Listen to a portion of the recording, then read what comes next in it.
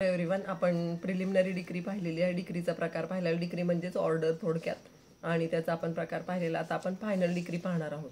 या फायनल डिग्रीचा अर्थ काय होतो आधी जी आपण प्रिलिमिनरी डिग्री पाहिली ही कशी आहे, मध्यंतरच्या काळामध्ये दिली गेलेली ही डिग्री आहे. आता या फायनल डिग्रीमध्ये पाहूया.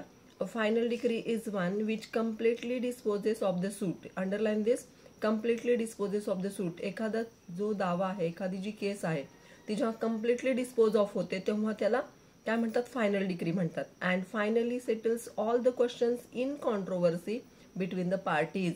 आणि जे प्रश्न निर्माण झाले होते, ज्याच्यामुळे वाद निर्माण झाला होता, ते सगळे वाद इथं काय होतात, सेटल डाऊन होतात शेवटच्या याला, between the parties. And nothing further remain to be decided thereafter. आणि त्याच्यानंतर काहीही करण्यासारखं शिल्लक राहत नाही.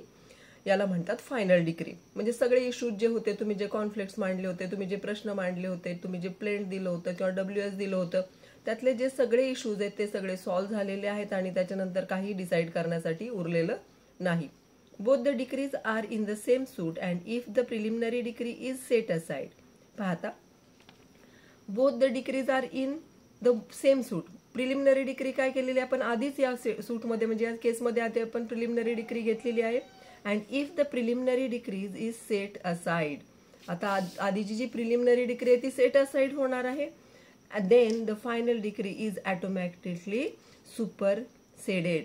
पहा, आता जी आधी आपण प्रिलिमिनरी डिग्री केली होती, जी आपण टेम्पररी केली होती, थोडक्यात ती डिग्री आहे ती काय होणार आहे, आपण सेट असाइड म्हणजे बाजूला सारली जाणार. आणि ही जी डिग्री आहे सुपरसेडेड म्हणजे त्या जागी कुठली ठेवली जाणार आहे, आता फायनल डिग्री ठेवली जाणार आहे.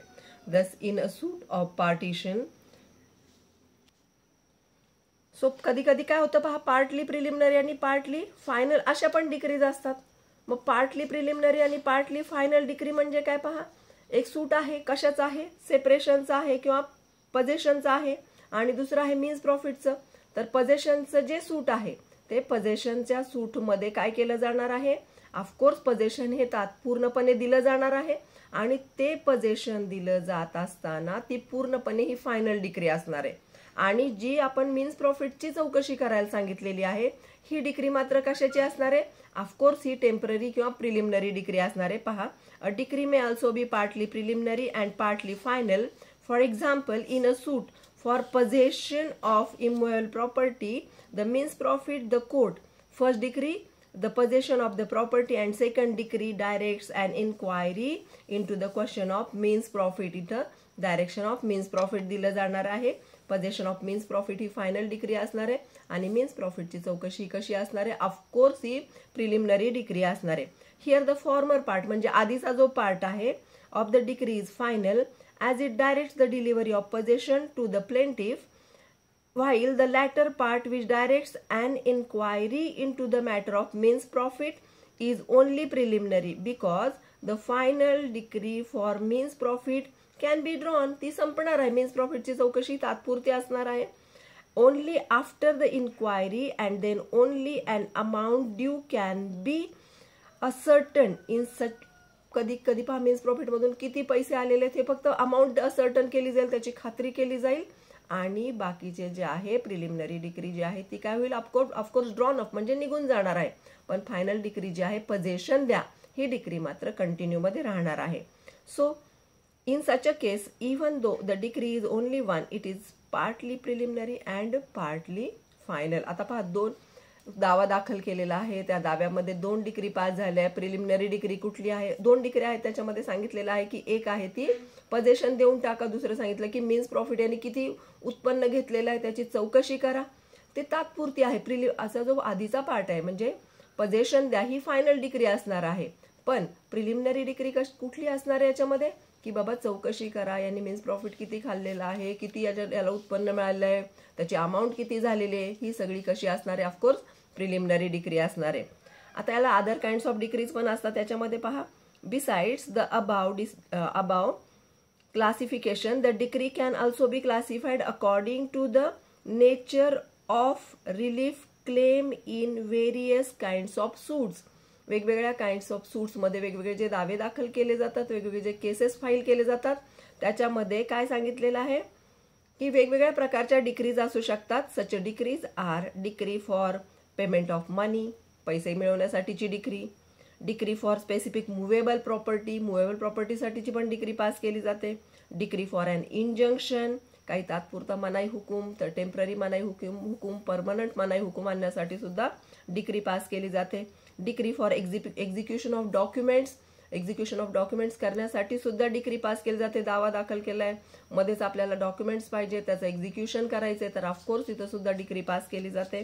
Decree for possession of immovable property, immovable property जी आहे तिचं पोझेशन मिळवण्यासाठी सुद्धा इथं काय केलं जातं, डिक्री पास केली जाते. And this list of decrees is only illustrative and not exhaustive. म्हणजे ऍक्च्युअली प्रत्येक ठिकाणी एक वेगळी डिक्री पास केली जाते, जशी केस असेल त्या पद्धतीने इथं डिक्री पास केली जाते. ॲड्ज्युडिकेशन केलं जातं, त्याचा न्यायनिवाडा केला जातो. त्याच्यामध्ये 2 टाईप्स आहेत. डिक्रीचा प्रश्न महत्त्वाचा आहे, शॉर्ट नोटला येतो, कधी कधी लॉंग आन्सरला पण येऊ शकतो. तर त्याच्यामध्ये तुम्हाला डिक्रीचं डेफिनेशन लक्षात ठेवायचे, त्याचे इसेन्शियल फॅक्टर्स लक्षात ठेवायचे, त्याचे टाईप्स लक्षात ठेवायचे. आता distinction between order and decree. आपण डिक्रीला मगाशी ऑर्डर म्हणालो होतो, पण ऑर्डर आणि डिक्रीमध्ये काही फरक आहे, ते काय पहा. As per the definition stated by section 2 subclause 14 of the code, an order means the formal expression of any decision of civil court. Formal म्हणजे औपचारिक एक्सप्रेशन दिलेलं आहे. ऑफ एनी डिसिजन, कुठल्याही डिसिजनचं, सिव्हिल कोर्टाने दिलेल्या कुठल्याही डिसिजनचं फॉर्मल एक्सप्रेशन म्हणजे order. Okay, which is not a decree, त्याला डिक्री म्हणता येणार नाही. Thus the adjudication of a court which is not a decree is an order. Court काय करतं, ऑर्डर देतं. Following are points of difference between the order and decree.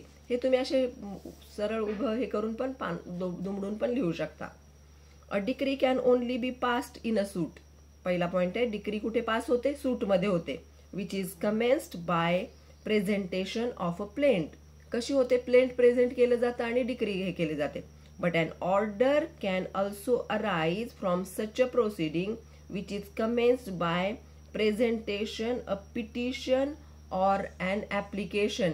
Decree फक्त प्लेंटमुळं आपल्याला दिली जाते, पण ऑर्डर ही कशी आहे, पिटिशन आहे, ऍप्लिकेशन दिले जातं आणि त्याच्यानंतर ऑर्डर पास केली जाते.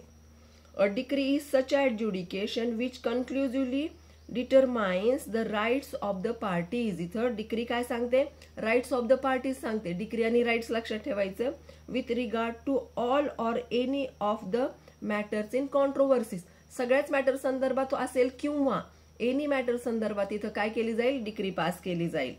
And order on the other hand may or may not finally determine such rights.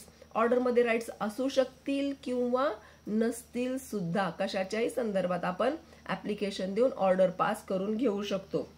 तिसरा पॉइंट आहे, अ decree may be preliminary or final but this can not be. Order कधी पण ही कशी असते, प्रिलिमिनरी ऑर्डर कधीही नसते, ती फायनलच ऑर्डर असते.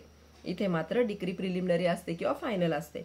Except in cases preliminary decrees in every suit there can be only one decree. Preliminary decrees कशा असतात, except in cases of preliminary decrees. Preliminary decrees असतात. In every suit there can be only one decree. पहा, जी शेवटची decree असते ती एकच असते. प्रिलिमिनरी डिक्री सोडून बाकीची जी असते फायनल डिक्री ही वनच असते. But in a single suit or proceeding a number of orders can be passed. पहा, ऑर्डर्स, एक नंबर ऑफ ऑर्डर्स पास केल्या जातात.